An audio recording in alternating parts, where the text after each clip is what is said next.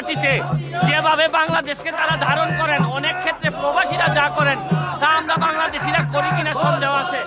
বাংলাদেশের পতাকা আমেরিকার এই রাস্তায় উঠতেছে, আপনারা দেখেন একটাই কথা যে বাংলাদেশটাকে মুক্তিযুদ্ধের সপক্ষে, মুক্তিযুদ্ধের পক্ষের শক্তিকে দিয়ে বাংলাদেশকে আগায় নিতে হবে। এখানে এখানে স্মরণ করা